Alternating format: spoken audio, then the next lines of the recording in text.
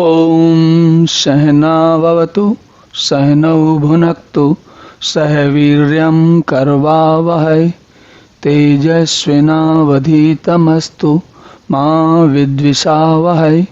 ओम शांति शांति शांति। हरि ओम।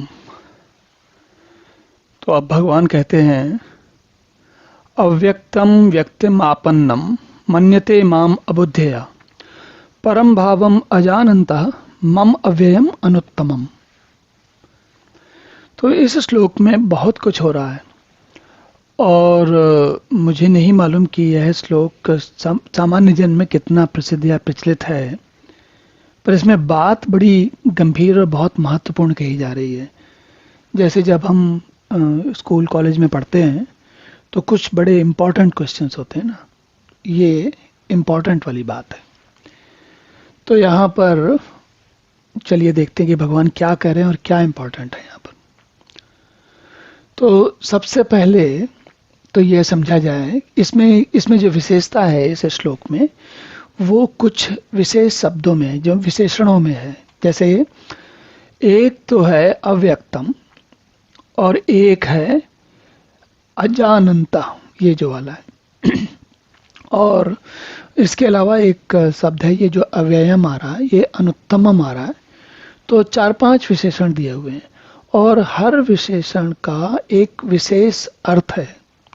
अव्यक्तम हम सब जानते हैं, जो व्यक्त नहीं, जो दिखता नहीं, जिसको पता नहीं चलता, जिसको ना हम आंखों से देख सकते हैं, ना उसकी महक, उसकी सुगंध आ सकती है, ना हम उसके सुन सकते हैं, ना हम उसे स्पर्श कर सकते हैं, ना हम उसे शब्द यानी कि विचार में ला सकते हैं। तो ये अव्यक्तम। और दूसरा है अजानंतम। अजानंतम का मतलब है जो अज है और अनंत है। अज का मतलब जिसका जन्म नहीं हुआ और अनंत का मतलब जिसका कोई अंत नहीं है।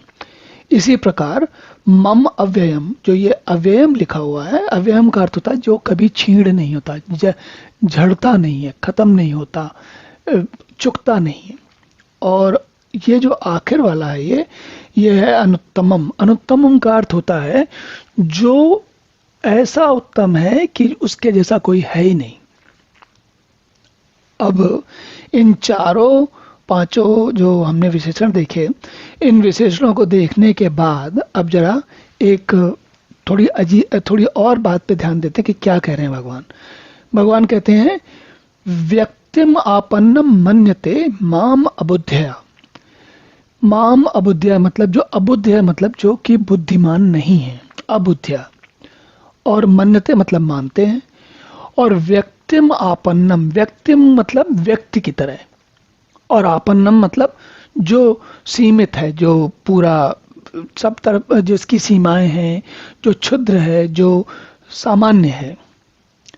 अब जरा इस पूरे श्लोक को एक बार पूरा इसका अर्थ समझते हैं कि क्या भगवान कह रहे हैं और क्यों ये वेरी इंपॉर्टेंट और वेरी वेरी वेरी इंपॉर्टेंट और VVVIP वाली श्रेणी में आता है। ये इसलिए आता है श्रेणी में क्योंकि देखिए अब यहाँ पर जब हिंदी में जो लिखा है उसको जरा समझते हैं। बुद्धिहीन पुरुष मेरे अनुत्तम अविनाशी परम भाव को न जानते हुए मन इंद्रियों से परे मुझ सच्चिदानंद घन परमात्मा को मनुष्य की भांति जन्मकर व्यक्ति भाव को प्राप्त हुआ मानते हैं। तो भगवान ये कह रहे हैं कि मैं तुम लोगों जैसा नहीं हूं, जैसे कि मनुष्य होते हैं जो व्यक्ति भाव को प्राप्त हुए हैं। आप सोचेंगे कि कहानी है, महाभारत की कथा है, उस कथा में भगवान एक मनुष्य का शरीर लिए हुए हैं और मनुष्य के शरीर वाली बातें कर रहे हैं, तो फिर क्यों कह रहे हैं कि व्यक्ति भाव को प्राप्त हुआ मानते हो तुम लोग? मुझे व्यक्ति भाव को प्राप्त हुआ, व्यक्ति की तरह मानते हो। व्यक्ति भाव को प्राप्त हुआ मानते हैं, इसको कहने में थोड़ा शाब्दिक ऐसा अलंकृत भाषा हो जाती है, थोड़ी ऐसा लगता है ना कि फ्लावरी लैंग्वेज है। पर सीधी सरल बात यह है कि भगवान हमारे आपके मनुष्यों के जैसे नहीं है। तो आप शायद ये भी सोच सकते हैं कि ऐसा किसने कहा, ऐसा तो कोई कहता भी नहीं है कि भगवान मनुष्य जैसे हैं। सबको पता है कि भगवान अंतर्यामी हो जाते हैं, अदृश्य हो जाते हैं, भगवान कहीं भी चले जाते हैं, कहीं भी आ जाते हैं, भगवान को किसी ने देखा नहीं है इत्यादि। तो हम आपके मन में ये प्रश्न आ सकता है कि हम तो वैसे ही नहीं समझते कि भगवान को अपने ऐसा, तो फिर आप क्यों कह रहे हो ये बात, या भगवान यहाँ पर ये बात क्यों कह रहे हैं? तो इसका उत्तर ये है कि हम भगवान को मनुष्य जैसा नहीं समझते हैं, लेकिन मनुष्य जैसा ही समझते हैं। क्या मतलब हुआ? मतलब ये हुआ कि हमें मनुष्यों को जो सबसे शक्तिशाली, समझदार, बुद्धिमान, योग्य और सारे सर्वगुणों वाला प्राणी जानते हैं, हम जिस किसी प्राणी को इस धरती पर जानते हैं, और इस धरती के अतिरिक्त तो हम किसी ग्रह के बारे में जानते नहीं, तो हम जिस भी प्राणी को जानते हैं वो है मनुष्य। तो हमारी कल्पना में नहीं आता कि मनुष्य से इतर, मनुष्य से शक्तिशाली, मनुष्य से विभिन्न कोई और चीज हो सकती है। तो हम भगवान के बारे में मनुष्य की तरह सोचते हैं, मनुष्य के रूप में सोचते हैं, व्यक्ति भाव को प्राप्त हुआ मानते हैं, और ये समझते हैं कि जैसे हम हैं वैसे ही भगवान है, थोड़ा हमारा मनुष्य का एक परिष्कृत, अच्छा, सुधरा हुआ, बेहतर रूप है।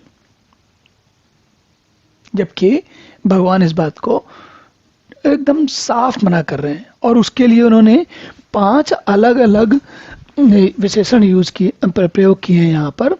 तो सबसे पहला विशेषण क्या? अव्यक्त। तो मनुष्य व्यक्त है कि नहीं है? मनुष्य व्यक्त है, तभी तो व्यक्ति कहते हैं उसको। और मनुष्य अज है, जिसका जन्म नहीं हुआ, नहीं, मनुष्य का जन्म तो हुआ। और मनुष्य अनंत है, मनुष्य की तो सीमाएं हैं, सभी को पता है। मनुष्य अव्यय है, अरे भाई मनुष्य जड़ होता है, बुढ़ा होता है, मर जाता है। और मनुष्य अनुत्तम है, मनुष्य कितना अनुत्तम है ये हम सब जानते हैं। हम उत्तम और उत्तमता की सीमा हमारी सारी जीवन के कुछ क्षणों में, कुछ समय में, किसी विशेष कार्य के लिए होती है, उसके अतिरिक्त हमारे पास कोई उत्तमता नहीं है। मनुष्यों के बीच में आपस में हम उत्तमता की बात कर सकते हैं, पर भगवान के तुलना में उत्तमता का ये समझिए कि मिली मिली पी, जो नैनो पीको होते हैं वो भी अंश नहीं है। तो इसलिए ये प्रश्न बहुत very very very very important वाला है, ये वाला श्लोक, क्योंकि इसमें भगवान ये कह रहे हैं कि भाई तुम जरा थोड़ा जागो और ये समझो कि तुम क्या गलती कर रहे हो। चलिए अब अगला श्लोक देखते हैं।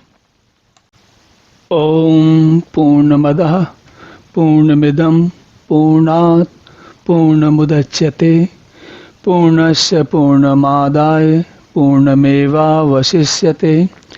ओम शांति शांति शांति।